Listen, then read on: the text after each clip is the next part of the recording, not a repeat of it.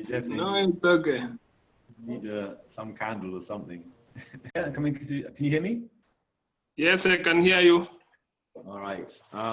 Well, first of all, thank you so much. First of all, looking through the people who are attending, I can see there's a range of coaches, players, and enthusiasts all in between. So I suppose not too many positives at the moment about Corona, but I think one positive is the ability for us to share ideas and also come together, and hope this will last into the future. We've got a meeting obviously get to a wider part of the rugby fraternity, and this kind of sharing of ideas is so important. So thanks so much for coming, because obviously I think for me development is so important, especially for myself. So starting from all those age grades all the way up to the top, the main Kenya Cup teams, the people that can be involved in helping out will really help the rugby in Kenya as a whole. So fantastic to have so many people here.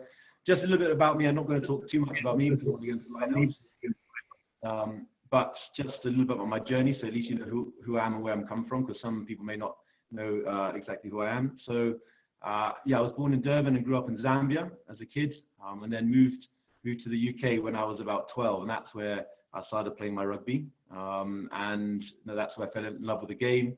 Sort of moved. I lived down in the south of England at the time.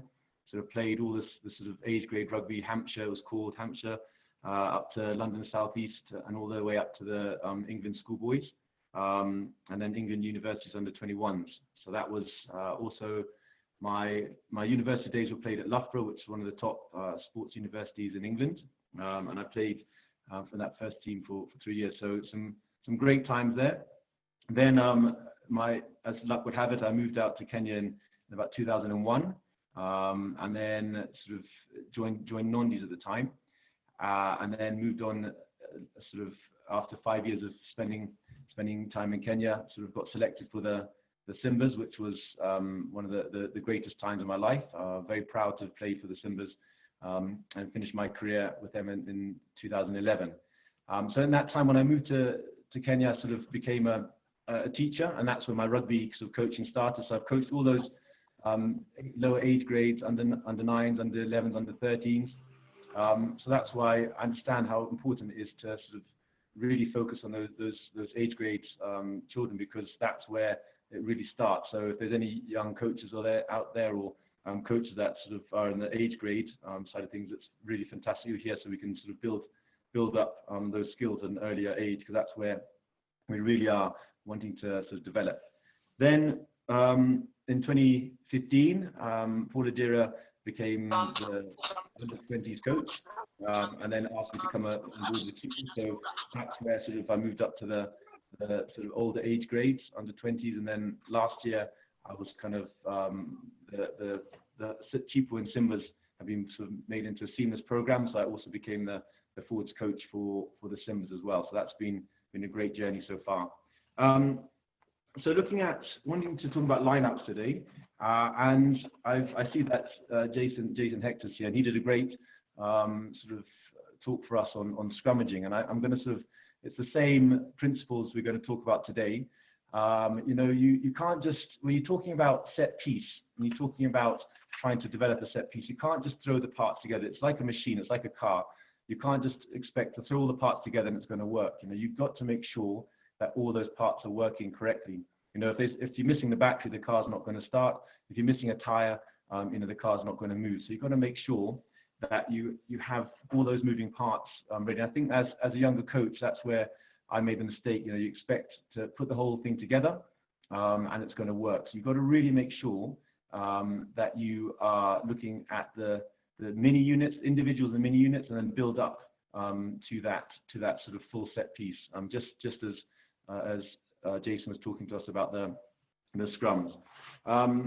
So it's really important that we look at as many units. And okay, yeah, pre-season, yeah, you need to do a lot of this and work on this. And then when you get to obviously in season, you can still carry on working on these skills. Now today I'm going to focus, obviously that you could spend hours and hours talking about set piece, I'm not going to focus on necessarily the hooker throw, because there's a lot of stuff out there, a lot of stuff on the internet, a lot of stuff you can find out about how to improve the hooker's throw. But I want to really look at how you develop the mini unit, and then you can build that. So once you've got those foundation blocks, you can always build into the full line out, and then be creative about how you sort of develop your different line out calls. So I'm going to try and share a few video clips with you today. But I think the main thing to do is, if you're coming away from this today, is that everything you do, you need to start on the basics. Without that one cog, without that lifter lifting properly, without that jumper jumping correctly, that's when you're going to see all your line outs going wrong. When you're wondering why on earth is my line out not working, it's because one part of it is not working or firing properly. Okay. So I'm going to try and share a few video clips. Unfortunately, depends how your internet is, and it might be a bit jumpy, but I'll try to take it slow. And I'm going to try and share my screen and see if we can share some of these so we can discuss them. Is there Namala, are you still there? Yes, I am. I can see it. You can see it. Okay, fine. Right, so I'll just give you a bit of background behind this, and sorry for those guys that have been to the Simbas manual, or the manual, because this is going to be a bit of the same as we did that time, but I'm trying to maybe expand a bit more and give you a few more clips, but I'm going to make this a bit bigger, so hopefully you guys see this. So what we're looking at here is, this was actually sent to me last year when we went to Brazil with under-20s. This was sent to me by the head coach of the Cornish Pirates, and he was very helpful in sort of trying to get us to improve our lineups and some very good tips how to build it. So from here, as you can see, we're just focusing on the lift and jumper. So it's very static. But one of the biggest issues that we have is that when we do a lineup, we jump across the line. We kind of eat into that space. So if you look here, just briefly, I'll try to let this play.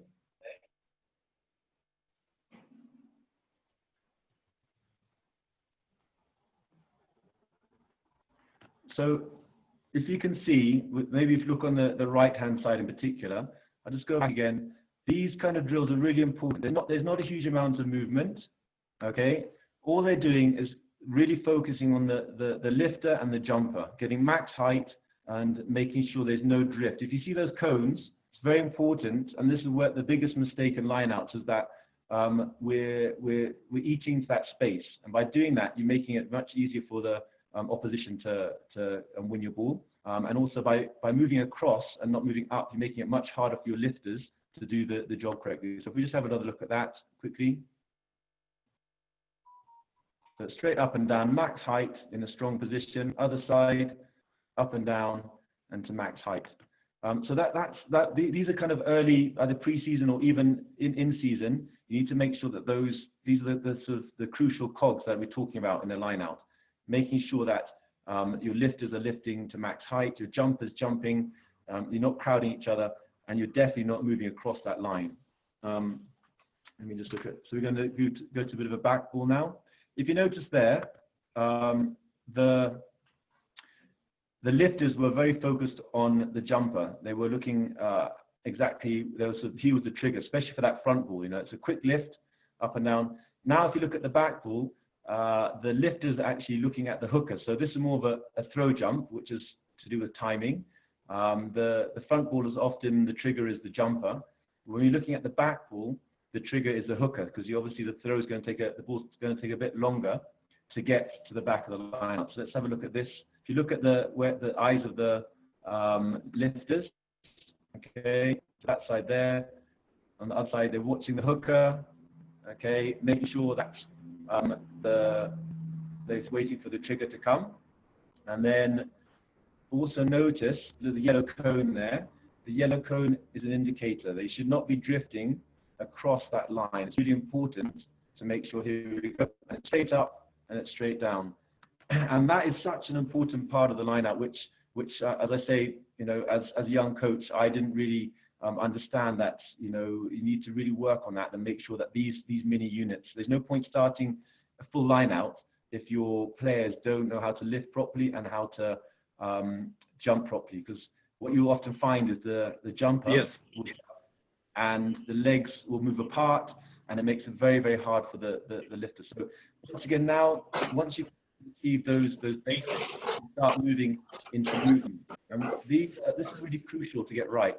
So what you're looking for is a slow to fast movement. And then once again, it's from horizontal across the ground to vertical in the air. And you've got to make sure that you're definitely not crossing that line. This is also where the hooker, you can see in this drill here, they've got a couple of stations. And one thing I find we're not so good at in Kenya is our hookers often are a bit slow to their position. They need to get it quickly. Evening, Tim. Yeah. Of some demonstration of that, but you need to get into position early. The hooker's ready, and we go from there. Let me see. 1 second. All right. Let's see here. So here we go. Hookers in position. The lifters and jumpers are going to enter the line. They're going from slow, and as they reach the line, they move faster, and it's a quick jump. So here we go. Slow, fast, set, and up they go, and it's a good execution. If you notice, the lifter did not drift across, which I keep reiterating is really important. And if you notice, the three of them, that whole pod, are very connected. They're in tune. They know what's happening, and they're ready to lift at the right time. If you just watch again here, we have another. This is now in the middle. So we've got the middle pod here. We've got the hooker ready. Okay, and then this drill involves that pod coming in. Let's just wait. Here we go. So there we go. Slow, jumpers in, and it's a quick reaction, and it's up and away. So these kind of drills are really important to get right. First of all, start with it static. Start with so you're getting an idea about how each pod works, how your teammate works, and these are the small cogs we're talking about. This is really crucial to get this right. Just as scrummaging, there's no point doing the whole scrummage at once. You need to build up to get this right. So that's really important. Let me just see now. 1 second. Okay, so another good drill to do is we're looking at not even using the hooker. So you're just looking at doing drills that involve triggers, because what you find in the game is if your triggers aren't in place, you're not going to have an effective line out. That means, you know, who's going to initiate the line out? Is it the front man? Is it the back man? Is it the main caller? Who's going to do it? So it's really important. So what's happening here is you're taking out the pressure of the hooker. So the hooker can be doing some other drills, working on their throws with their partners. And here what you see is the triggers. So if you start this one, you should see here, the trigger will be the guy in the black t-shirt there, and he's the trigger, and he's going to initiate the movement, okay? So once again, it's very important that everyone in that unit knows what the trigger. So if this was, for example, this is a 4-man lineout, but obviously this could work for 5-man lineout. It's knowing who's going to initiate that. So in this next example here, the man at the back, this looks like the prop at the back here, he's going to initiate the movement. So from here, they'll move in.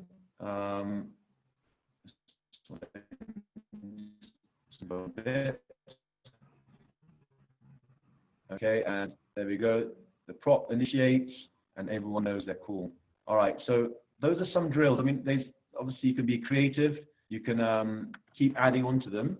And there's also stuff, you know, there's off the top. You know, you should be working. That's an extra skill. Working with the scrum halves once those basics are sorted to do off the top. Also, how to get into strong position for mauling. But you can always start with these smaller units and then build up. So this is really important. It's what I do a lot with the Simbas and the under-20s, making sure that these basics are done. Even at the top level, it's really important. So even in your sessions when you're working on lineouts, you can start with a warm-up with these drills and incorporate them. And if you've done them in pre-season, obviously it's just that muscle memory and those triggers that are so important to keep you focused. Now what I would like to do is just show you a few clips from our time in Brazil and to see what It came after this match against Brazil we were playing, and it was to try and help us to correct some of the issues we were having. So let's just have a couple of goes at these lineouts, what it looks like. So you'll see now where we were going a bit wrong in some of our basics, the cogs of the machine. So okay, we got Boniface here, he's in good position, and let's see what happens. So you can see here we've come into the line out quite well. We've initiated the move pretty well, and we're starting to move at pace. But you'll see the execution is not exactly what we're looking for. So here, we've actually found, if you look at this middle jumper here, we found the space. We've actually found the Salungi's at the front here. It's a bit crowded, but here the ball's going to come to the middle. We've actually should have won this line out, but you'll see Amaitsa, he's going to drift across the line, and it's going to be a poor execution in the end. Let's have a look. Just wait 1 second. He's going to go up, and you can see there, as we were talking about, it's a poor lift. Brazil have won our line out because you can see that we've not had a good extension. Our lift is poor, and you can see, as I was saying, those drills we've been working, we're drifting across the line a lot. There's a lot of movement. We're not getting max height. The initial start of the line out was good. We've identified the space well, but the end result is a poor line out, which is a loss to us, which is not great, obviously. So these are some of the drills we worked on a lot after this match to try and improve. So another one here, we're going into a line. Once again, you see we're not connected, and this is where we need to really work on our connection. We need to all be, there's a bit of toing and froing, and once again, Boniface there is at the front of the lineup. He needs to be more focused and on point. And from here, now the good thing is we actually identify the space. So I'm going to pause it there. We've identified the space. You can see the man at the back here is Ibrahim. He's this back jumper. He's identified where the space is, and let's see what happens. Okay, I'm going to pause it there. So we're actually, the throw could have been a bit better. You look at this back lifter, he's actually at max height. He's actually done a very good job. If you look at the jumper, his legs are apart, okay, which makes the front lifter his job much harder. And he's also, you can see he's closed the gap a bit.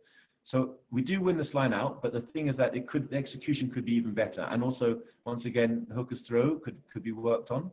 But I'm being quite critical to the guys, but these are little things that we need to improve on to be the best in the world. Let's just see how it finishes. We do win it in the end, but you can set his form in the air. So this is where Ibrahim could have been a bit better. And then we do set up a maul. So thankfully it is a one line out, but it's a line out that was necessarily it was a bit scrappy. It wasn't as clinical as we could have had it. Now what we have here is probably our gold standard. This is what the line out we want to have every time. So you'll see we're all connected here. You'll see the lifters in place early. The hookers in place early. This is still in the first half, 33 minutes, so we're not too tired yet. But we're going to have a good execution. So from here, you can see we are connecting well. We've got the hookers in place, the lifters in place. We've got the 5 lineups. The 3 guys are going to come in. They set. They're walking at pace. They recognize where the space is. There's a quick movement, and what you can see here is Salungi is not drifting across the line. It was a good decision to go to the back here, and it's well executed, which creates some very quick ball off the back, which is what we want. So you can see there's not a huge amount of movement. Salungi's jumped up and down. We want to keep that stability, and we go from there. So that's why all these drills we're talking about are so important to make sure that we're getting that max height, max lift, and there's no movement across. So it's really important to make sure we get that right. Let me just see here, just show you one more. Okay, so from here, now this one, once again, is a demonstration of how we're moving across the line. To be honest, you could argue that Brazil pulled us down here and tampered with the jumper, but because we came across the line, we didn't give ourselves the proper chance to win it. So it was the right decision, but poor execution. Let's have a look. So it's good entry, it's quick, okay. Lifters could be in a stronger position, but it's the right choice. But you'll see now that the jumper, Mike's, is going to drift across the line, which is going to cause a bit of an issue for our end result. Okay, so a bit of a nasty pull down there, but at the same time, it shows that we could have really improved that by not eating up that space. It's so important.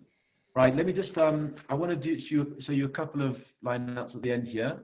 This is obviously the top level, and we just want to look at seeing how they react. And so we have an example. So we've got this is a Saracens lineout, and we'll see that the speed and the accuracy that they work at.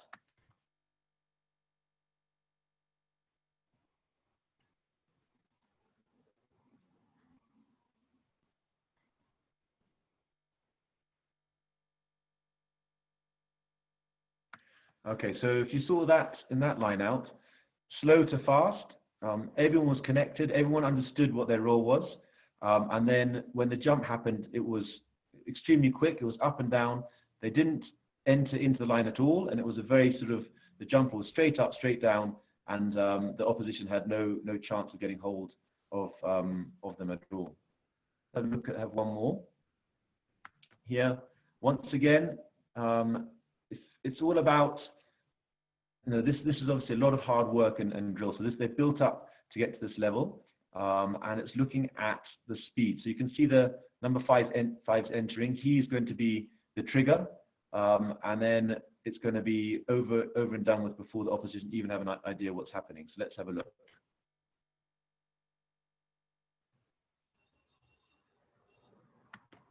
Okay, so you can see that was fantastic movement.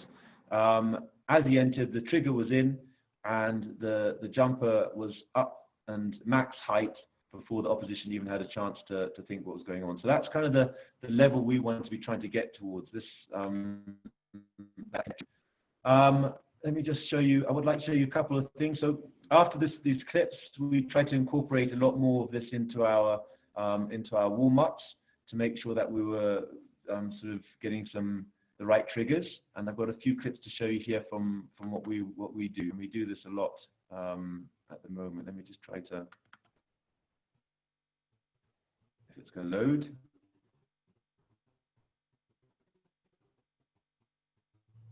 Okay. Right, so this was us in a warm-up. As you can see, I've placed a bag here to try to make sure we do not drift into that line. I'm still not happy with this. We need to keep improving it. But this was using without the ball, just making sure our lifters were connecting. So once again, cones, slow to fast, making sure you enter the line and jump. So let's have a see. Sort of movement there. We'll have a chance here. This is the back three. This something is back row in the.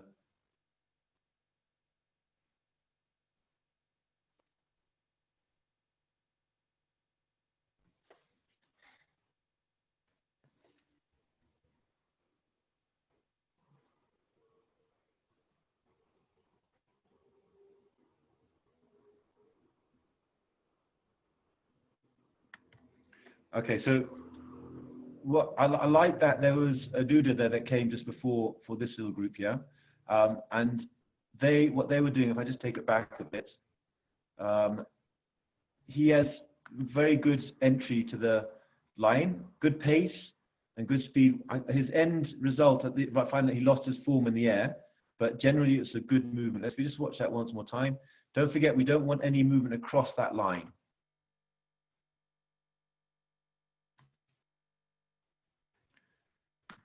So yeah, he lost his balance in the air, which he needs to work on. But in terms of movement and speed and not eating into the channel, that was a good example about the speed we're looking for, and that's what needs to happen. If we just look at one more, I'm sorry if it's a bit jumpy, but at least you get an idea about the kind of drill. So this is without the ball. Let's have a look at this from here. If it loads.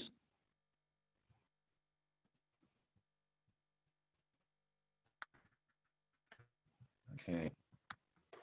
So once again, I think this one is with the ball, front ball, and you're trying to make sure that it's a quick movement into the line out, and it's a max height with the lifters doing their job correctly.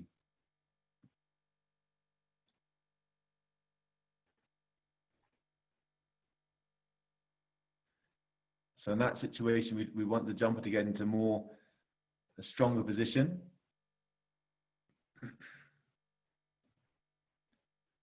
Okay, so that's a better position there.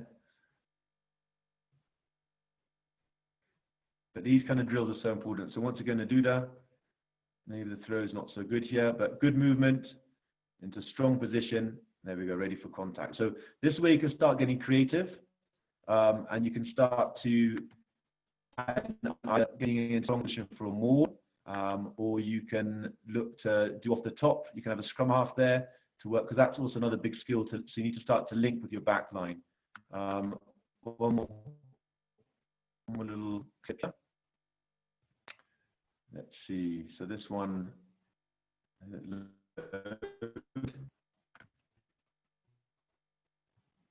Okay, so once again, you're trying to make sure that your lifters are in a strong position and getting max height. So this is where the jumper's got to try to get off the ground as quick as possible to make sure that he's getting max height. There we go. So up and down, get the back. And you'll see players that have got that sort of the right agility. Here we go. This is Ibrahim. Okay, underneath the back there, not a bad lift. Okay, so you need to keep working on that speed. So these are just a couple of drills to give you ideas about what we're looking for. But you can see having a bag or a set of cones to make sure that the players are not drifting across that line will really help you. And this was a warm-up. So obviously, in your training sessions, you can do it under pressure, or you can do it under fatigue. But obviously, start with it going slow, and then you build up from there. All right. Okay, where are we? All right, guys, so that's just a little bit of a presentation to show you about the kind of stuff you're looking for. Oh, can see Salungi, yeah? So some of your clips there, Salungi. And I don't know, Malik, if we'd like to open up to discussion and just see some ideas about how you'd like to develop your lineouts. Yeah, anyone. I saw some raise a hand. I don't know if there are any questions, anything someone wants to point out. The floor is open. Just unmute if you are ready to ask a question or you want to add on something. The floor is open. Yeah, so I can't see you. I need to maybe do. I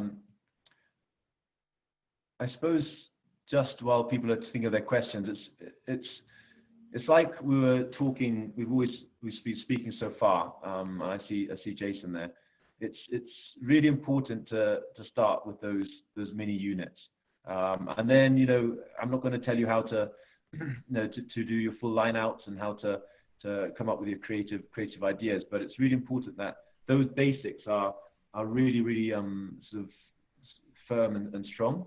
And what we've been talking about as a group in these groups is if we can really be doing this at age group rugby all the way to club rugby, and if these basics can be developed, it's going to make Kenya Rugby so much stronger, because all those the basic sort of jump, lift, throws are going to be sort of coming into we're not having to start to do it at the Simbas level. It's already done that. So if we can really work on those as a collective, as a whole country, then it's going to make that dream of getting to the 2023 World Cup a reality. And that is a big focus. That's a big focus for me. It's a big focus for the technical team on the Simbas, and I know the head coaches that we've been talking to in the different clubs. That has really been the focus. If we can all work together on these things, it's going to make our life much easier when we get to compete at the top level, and that's what we really want to be doing. How's it, Mike? Hi, well Jason. done. It's a good presentation. Just out of curiosity, about how much time do you spend per session on your lineouts? Obviously, like if you look at the Super Rugby stats, 30% of all tries, I think, or 36% of all tries are scored from lineouts, or originate from lineouts.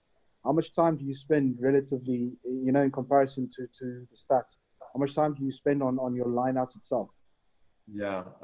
So obviously, when we're talking about at the Simbas, we don't have a huge amount of time with the players because, and obviously, his workload from the clubs, and we do often train on the Sundays for our main session. So, if we're looking at a 2-hour session, I'm going to have the forwards for an hour, and I'm going to work, half an hour on those lineouts. So and the thing is with the session, if it's in the middle of the season, you're not talking about pre-season, you don't necessarily have to spend a long period of time. Once again, it's quality, not quantity, as we've talked about. So and you also want to build up to working under pressure. So for me, I will start with those basic drills just as a warm up, and then start to do under more pressure or fatigue. But I'm saying half an hour.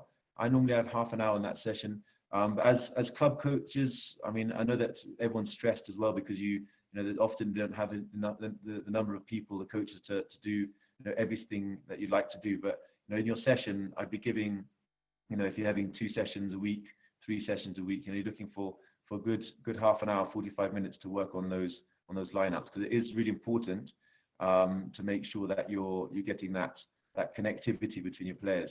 So that's what I do in my sessions. But like I say, everyone's different because my time is not the same as maybe you guys in the clubs.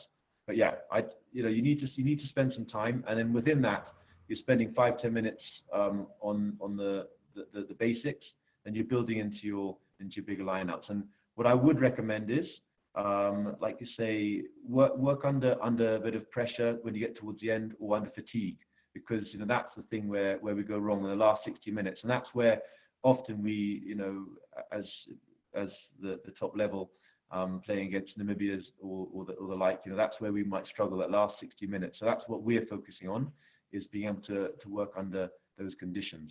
So I don't know if that answers the question, Jason, but yeah, you need to obviously work on the basics, but work under pressure, and I'd say about half an hour if you're looking at a 2-hour session. Perfect, thanks. I just wanted to see how I would break down the line-out session, if you like you say. So you've got about 30 to 45 minutes, breaking it down into individual skills, those kind of things. How much time I should be spending on each category, if that makes sense. Yeah. Thanks. Yeah, I mean, exactly. I mean, we're always under time pressure. And as you say, often there's only one coach for the whole team, so it's not that straightforward. But yeah, I definitely spend 5-10 minutes on those basics, especially if you're doing it each week. It becomes a natural routine, so the guys should be getting used to that.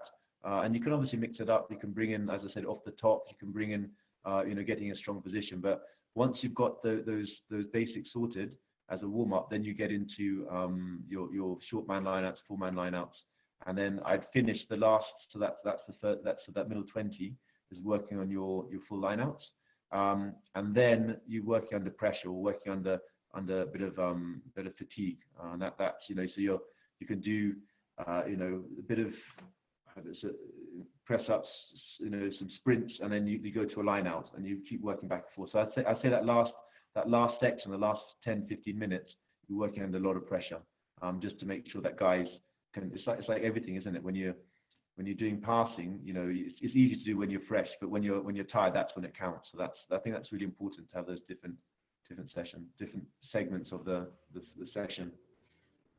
Cheers. Thanks for that question. Thanks. And do you think you could maybe share some of your individual line out development drills. You know, like your hookers, different ways to work for your hooker to work on his things. You know, your jumper, his landing, those kind of things. 100%. I'm happy to share. Maybe I'll speak to Malik, or we'll work out a way where we can share some drills and ideas. But yeah, there's a lot out there, but it does help. I've sifted through a lot of the stuff, and I've picked out the things that work for me. So really happy to share those ideas, because, as we said, the reason we're here is to try to make you know, Kenya rugby better and stronger. So I think by working as a group, it really does help, because, you know, we can't do it by ourselves. It has to be from the grassroots to the club rugby to the national setup. And if we can do that, we're going places. Because we know we have the athletes, we know we have the players, we know we have the talent. We just need to make sure that we can bring it all together. Thank you, Jason. Just to add on what Jason is talking about, I think for the rugby terms, it's just that he's asking about the functional roles, the key factors for each functional role in the lineout. That means the hooker, the jumper, and the lifters. Yes. So that we can share, Jason. Kanda Jafika. So good night. So watch on each. Okay. Anyone has anything else? I know it's Friday evening. Mike? Yeah. Mike, please. Mike? Yes. Hi. Fine, thank you. Dominic, or you want to go first, Dominic, or can I go? Yeah, go ahead, no problem. What? Okay, thank you. Mike, I think that was a wonderful presentation. Talking about 15s, to me, I always believe that 15s is a forwards game. So talking about line out, which is one of the set pieces, I think it's the right way to go. I also like the way you are talking about individual, then progressing it to mini units, then units, and particularly we'll be working as a team. Now, I have a question, and I think one of them has been answered in terms of time. Looking at maybe thinking of FIT principle, that is frequency, intensity, time, and type.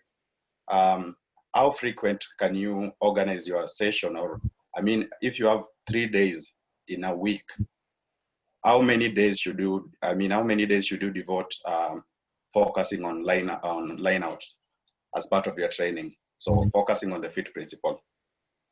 Yeah, so I mean, if you're lucky enough to have maybe 3 sessions a week, then I'd spend 2 of those. So obviously, there's a sheet to get through. So I'd spend 2 of those sessions in a week focusing on lineouts, and then, as I said, you could build it. Maybe the earlier session in the week is working on the basic principles, and then the second session is more working on the full units.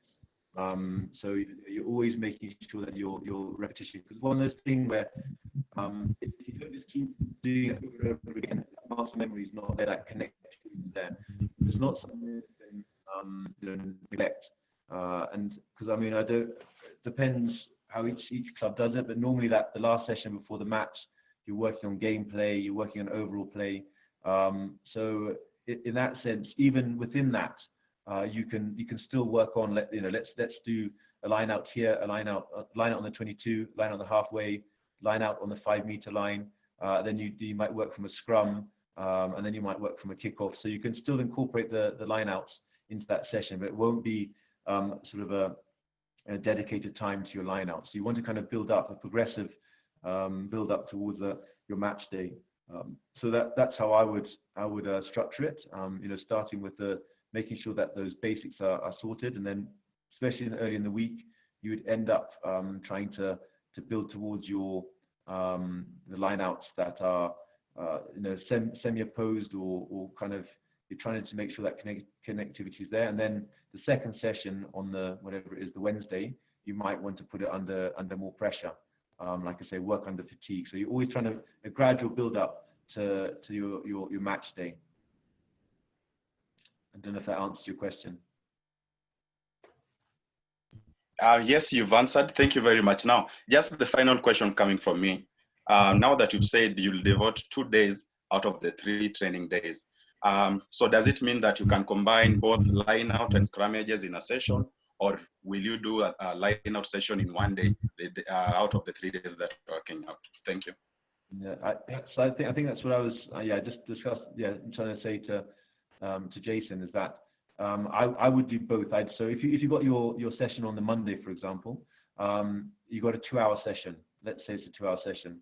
You're gonna an hour of that I would devote to set piece. So half an hour to line outs, half an hour to scrum. So I would keep working on this, because once again, you can't really neglect one or the other, because without your set piece, as you say, you can't win a game. You can't reset it. We can't reset. And if you keep losing your possession, it's going to be a problem. So in your 2 hours or whatever you're looking at, your hour 45 minutes, you're going to be setting a time for that to go to the set pieces, just to keep ticking it over. So your Monday session is obviously going to be your skill development. You're looking at your basics. Then the Wednesday session, whatever it is, then you're going to be looking at your more competitive scenarios. You might be looking at your lineouts against your second team, and then you're going to be building up your scrums. So you've got once again another hour there. Then in the last session, you're just finalizing, it's tweaking, it's making sure that everything comes together, because a set piece without connecting with the backs is gonna also be a disjointed affair. So you need to make sure that you're knowing where to go from that. And as we said, once the lineout's over, what's next. You need to be able to connect with your backs and know that. So that's where that last session is. It's just the finalizing the captain's run, making sure that you know what's what, and your game plan heading into that Saturday fixture. Yeah. Thanks. Dominic? Hey, Mike, fantastic stuff, yeah? I love it, especially since, the small things around, the channel, etc., that's where the game is going, right? Or rather, that's where the game has been, at least internationally. But the relationship of that with the local game, right, where all our players, international come from, right?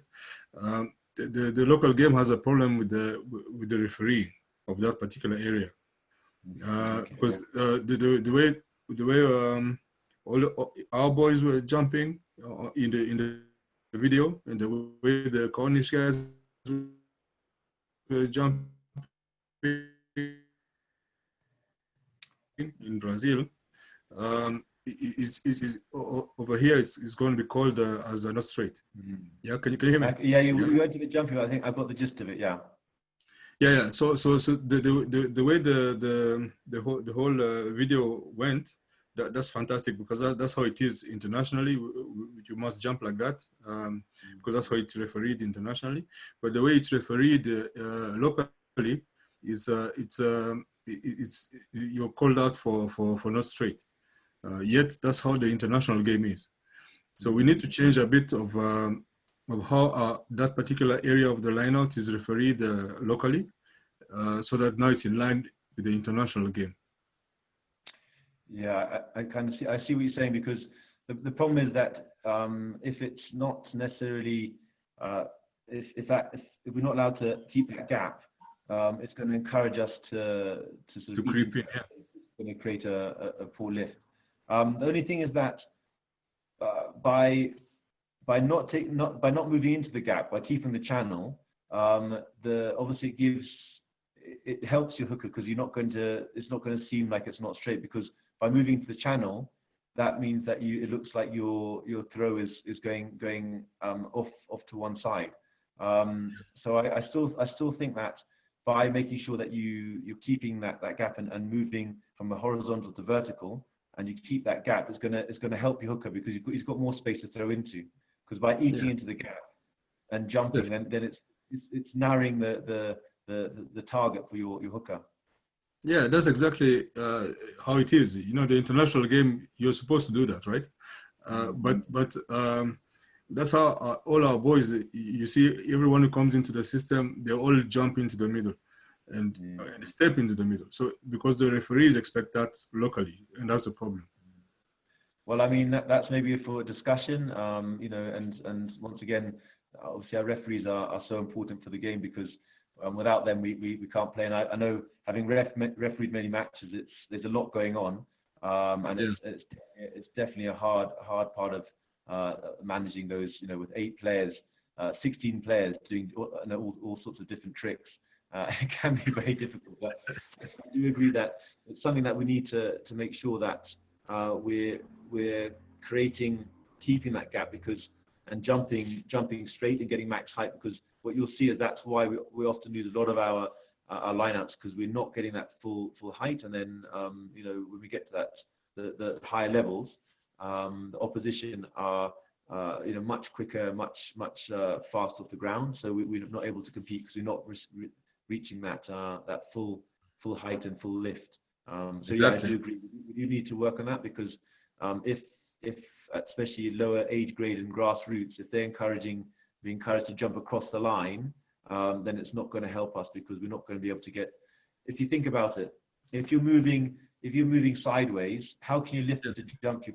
How can the lift lift you properly? You know, if you're unstable, you can't be lifted. You can't jump. Yeah. You can't. So it doesn't work. It doesn't work. Yes. We need to correct it. The only thing is that if you keep that gap, I still think it's going to really help your hooker, because he's got you know, if you narrow the gap, it's a very small target. If you keep in the gap, it's going to be much easier for him. So we need to make sure that's happening.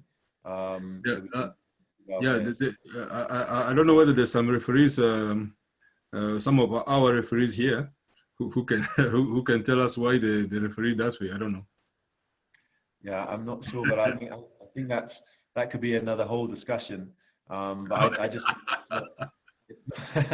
it's not an easy thing to do. But I think that's why, as coaches, that's why we're here, and also as players. I know there's players here. We need to make sure we understand, you know, what we're trying to do. I'm not trying to sit here and say, you know, that you need to do your lineouts in a certain way. I think what the discussion is here is trying to build the basics to create fantastic lineouts and world-class lineouts. I think that. But if you can do the lineouts the way you're doing it, I mean, it's good for everybody, because everybody does the right thing, and you don't have to re-educate so much when they come to you. You see.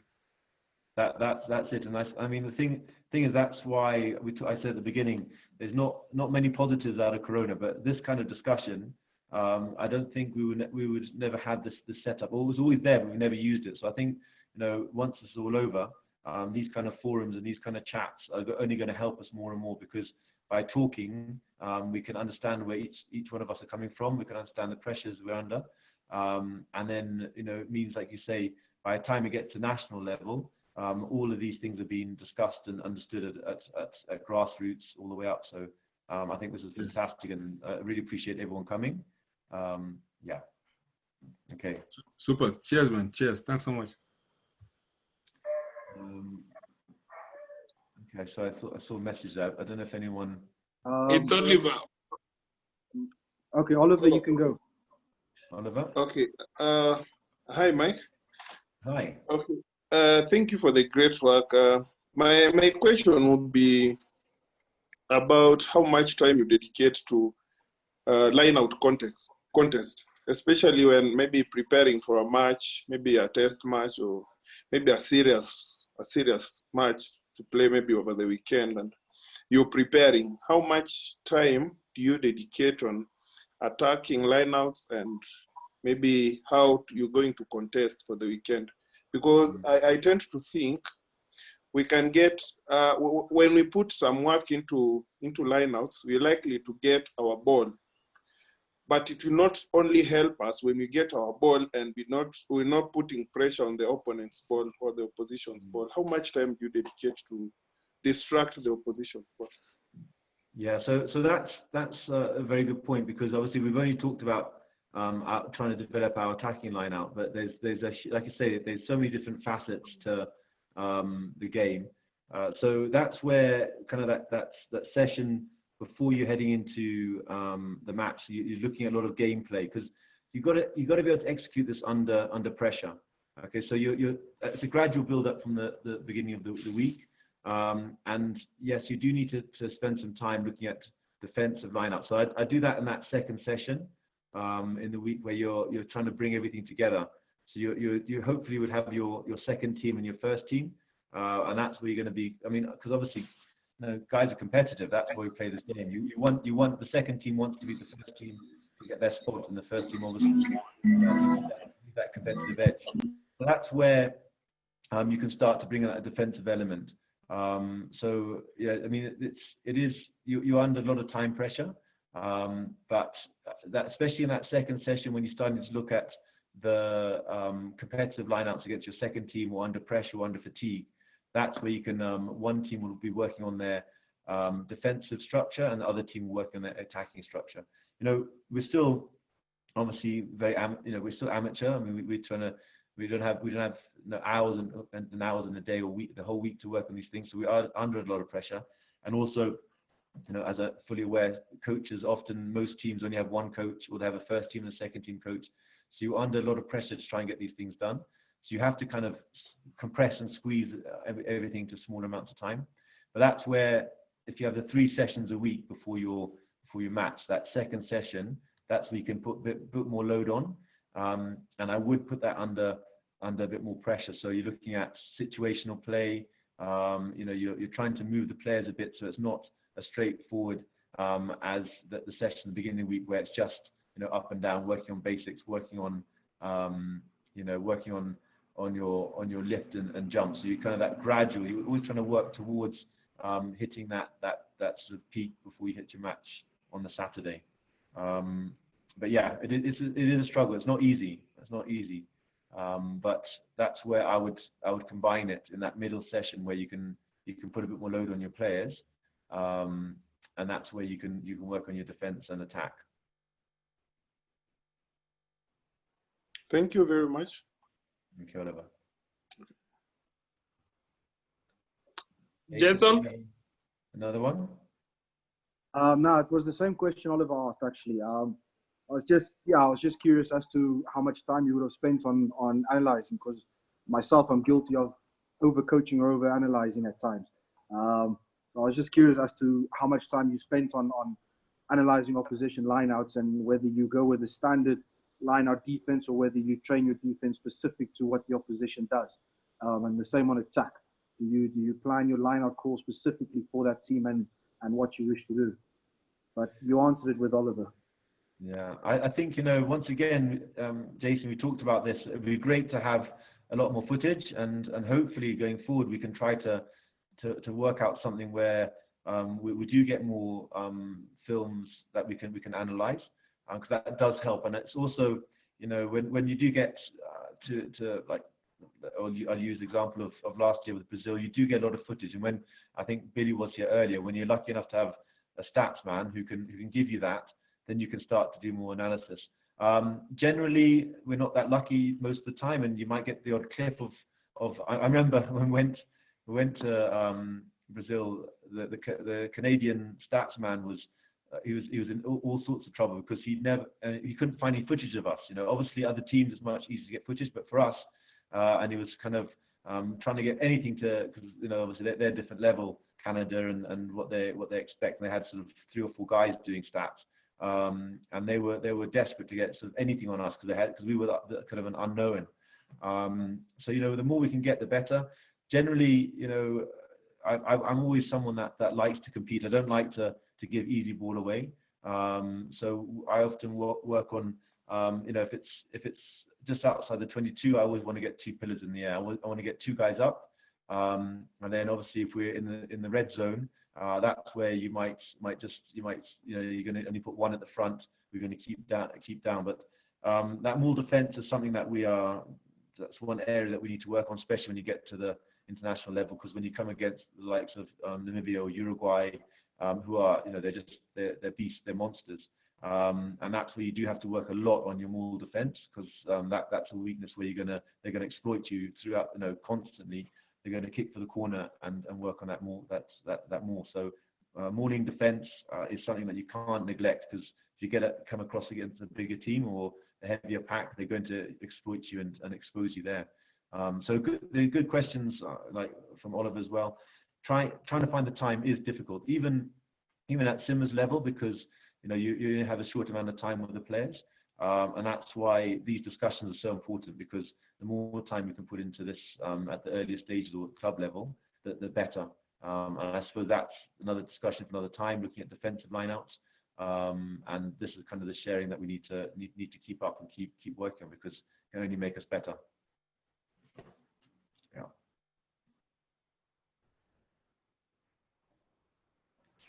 Hi, Mike. Hey, TC, how are you? Good, man. Wonderful stuff. Yeah. Good to have you. Glad you can make it. Yeah. Thanks, man. Great stuff you're sharing. I like the little bit working on the little bits and building it up. And basically, my question's around that. When would you recommend starting preparing for lineouts or training for lineouts in the season? Would you say you start off season, progress, and then progress on towards, eventually out of competition? And then what do you do in that transition period? And then the other question I'd ask is about, normally you'd have the main guy calling the line out calls. How do you arrange for a backup in case the person who's making the line out call gets fatigued or starts getting to a situation where they become selfish and start making calls specifically for themselves? Thanks, some good questions. I think in terms of the build-up, in your pre-season, you've got to start this early. So, yeah, in between your fitness and your strength conditioning, these are kind of those clips I showed you right at the beginning. Those are the kind of things that you should be doing in pre-season, because you've got a bit more time to work on it, and you can really focus on those basics. And also even without the ball, looking at those triggers. Who's making the call? Because the more you do of that, the better it's going to be when you come to your season. So they call it the connect. You've got to be, the connection between your players has got to be spot on.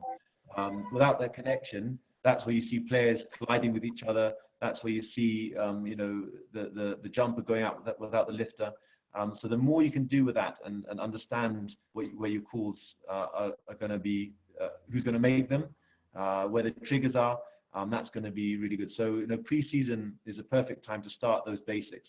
Then when you get into the season, then you don't have to do them for so long, obviously. Once your players are attuned to those drills, and I say, be creative. This is only the start. There's so many different drills you can do, so many different ways you can do things, and the information, it's all out there on the internet. Lots of good stuff to take on. And what I've done is I've just taken the bits that work for me over time, and I've kind of the other ones, because you can bog yourself down with having so many drills that your players get confused about what on earth you're doing. So work out the ones that work best for you, work hard in the preseason, and then when we get into the main season, as we've been discussing, that's where you don't have to do such longer periods, because you've done the hard work already. So you can just use it for 5-minute warm-up, get the muscles going, get the connection going, get the hooker warmed up. And that's where you do 5-10 minutes. And as I said, there's no point doing hours and hours and hours of the same thing. Your players are going to get bored. They're going to get fatigued. So keep it short, keep it sharp, but you've got to keep that quality going. So that's where you don't need to spend so many hours on those basics. You can get more into the sort of the full line, 5-man lineouts, the full lineouts with all those triggers. So I think, and then end of season obviously needs. Nowadays there seems to be less and less time between seasons, but in terms of recovery, you need a good time. You need to make sure that recovery, that load is reduced, and then you build it back up again. But all these kind of things, it needs to be done very early, because then the more you do in that pre-season, the more time then you'll have to work on the bigger lineouts, the whole machine later on.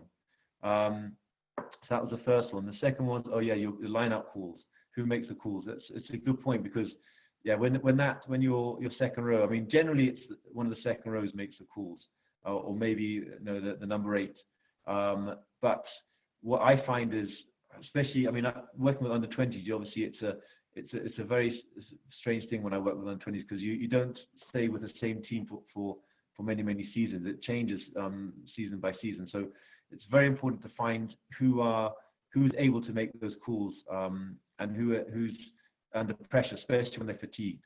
And that's where you'll find that where your leaders are and where your good decision makers are. And they're the ones that you have to, as a coach, identify early on. And that's what the first thing I do is when we have trials for under 20s and even for Simbas, is to identify who's going to make those calls. And then that's where, as a coach, you need to know your players. And then I would often have the second row as the main person making the call, because they're normally the person that injects into line out. And then you'll have one of your back row players as a backup. But once again, it can be anybody, but they just have to be able to identify the space and be able to make the right decision under pressure. But I think that's a very good point, Charles, that you do need a backup, because if your main man gets injured, then you're in a lot of trouble. But those are kind of coaches' decisions where you've got to know your players. You've got to spend some time with them in terms of watching them in their lineouts, seeing who takes control, who takes charge, and that's a leadership quality, and it's something that some people have and some people don't. And you want to kind of identify that early, and then make it very clear who's going to be number one and then who's going to be number two. But that comes down to really sort of spending time with your players to see who's going to be the one that stands out. I don't know if that's answers your question, but that's how I do it. That answers it.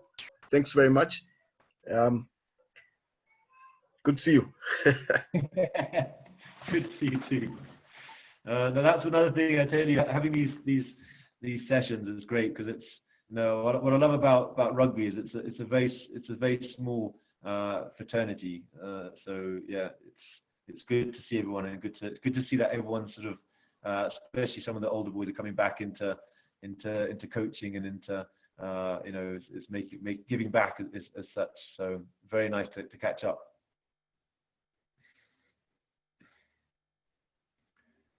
Anyone else?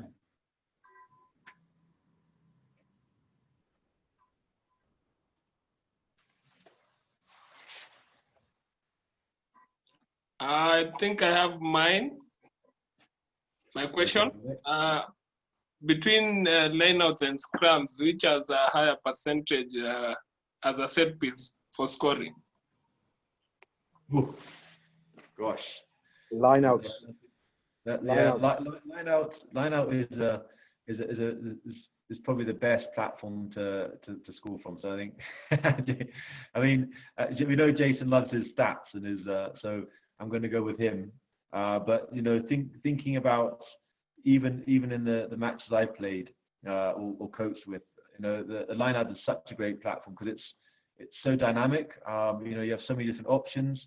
In terms of the possibilities of a lineout, it's got a lot more going for it. I think a scrum is obviously important, and it's a good platform, but it's a bit more in a way static. You're not going to get that kind of movement from a lineout. So getting a lineout is important, but all set pieces are very important. It's without those, you're not going to perform very at all well in a match. So but I've found, especially in recent times, that if you can get that quick ball off the line out, and that's one of our strengths in Kenya, is we've got rapid guys, very quick, and you want that ball to be in play. You want to be moving it. You want it to be you don't want to be stuck in those set pieces. So keeping that ball alive and being creative around, especially the back of the line out, I found is really sort of helped to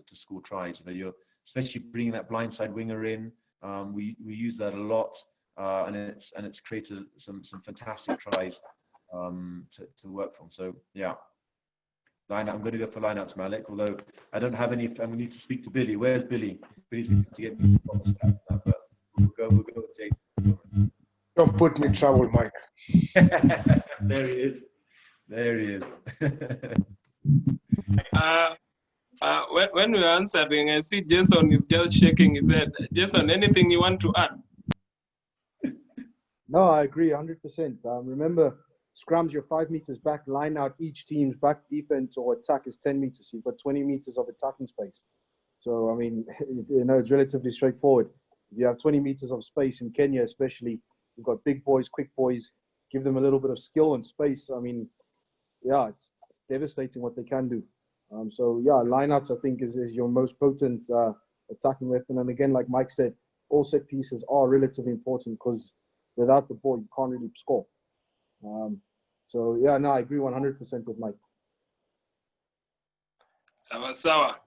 Anyone else? Demi, George, Malik. Yes, Malik, can you hear me? All I right. can hear you. Maybe I'm of another school of thought. Scoring, I believe there are many ways of scoring, and one of them is through the penalty goals. And I know for this, for sure, South Africa has mastered. What helps them a lot is in terms of scrummages. They always fetch a lot of penalties in the scrummages. So I'm actually confused why Hector is supporting lineout instead of supporting scrums. It's a 50-50 chance of go with the scrummages as long as you have the right techniques. They fetch penalties, then they go for lineouts. Otto, that's don't lie, brother. Super Rugby last year, 36% of all tries originated from lineouts. You know, so, and South African teams played in the Super Rugby, and still the majority of the tries came from lineouts. So, and it's good-looking rugby, you know. Also, you know, I think we're talking about tries, not penalties. So, you know, yeah, you can get a penalty and kick Go for kick for post, but you know, if you're going to kick for the corner, it's back to a line out again, isn't it? So, you know, if we're talking about opportunity to score, yeah, lineouts create a very good platform to achieve this.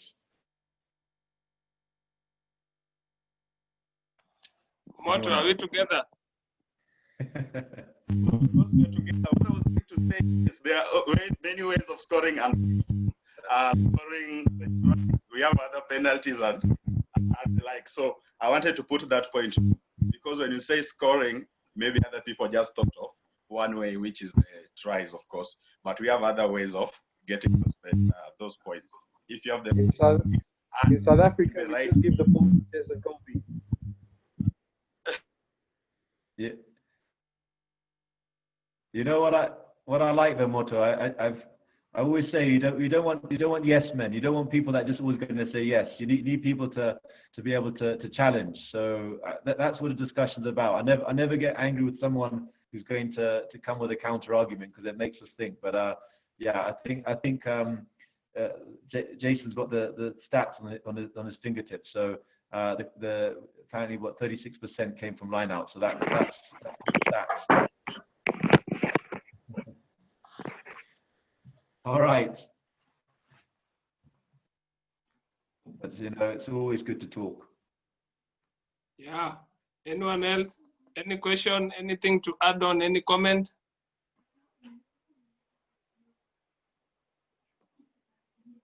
Super Rugby tomorrow at 7 on Super Sport 1. Yes. At last. I think that's something to celebrate for sure.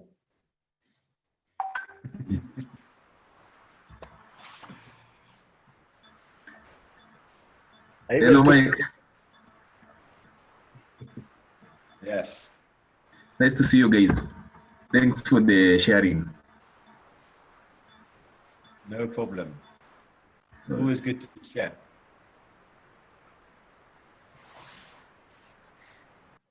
Hello, Coach Mike. Yes. Just wanted to like maybe comment something about what you said about the repetition, the working on the motions of the line out. I'd say also like coaches should also like incorporate like gym work also. In that when they're in the gym, they should also like while doing the motion, they should also like use weights and work on the motions because of the when you talk about the muscle memory. I think also when you also work with the weights in the gym, it also builds onto the muscle memory, so it helps in the like on the pitch and all that. Yes. Machete, it's so good to see you. Very so good nice to see you, Mike. Yeah. And yeah, I completely agree with you, Machete. And that's one of those things where, you know, Jason spoke a lot about it when we looked at the scrummaging, is that there's a huge number of drills and conditioning drills, especially using medicine balls, you know, looking to be explosive on the lift, which can all incorporate into that. So that's a whole different area, which is also very important, but you've highlighted.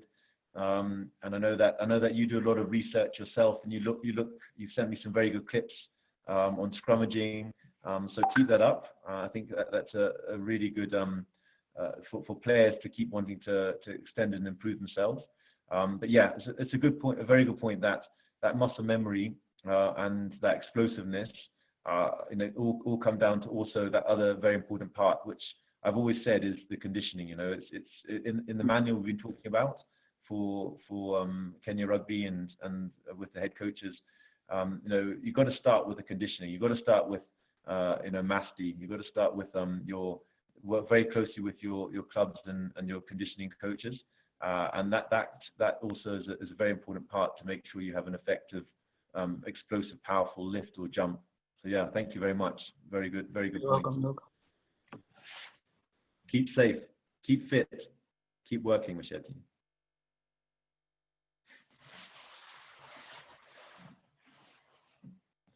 All right, anything else?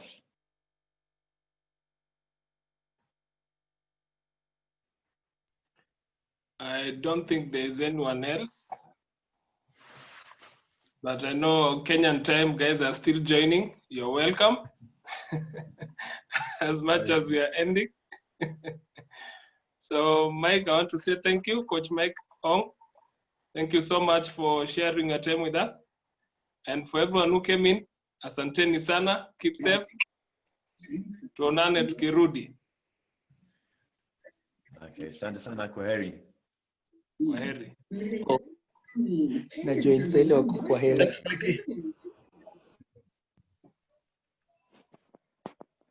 Grams, 800 grams and 1 kilogram. If you buy today.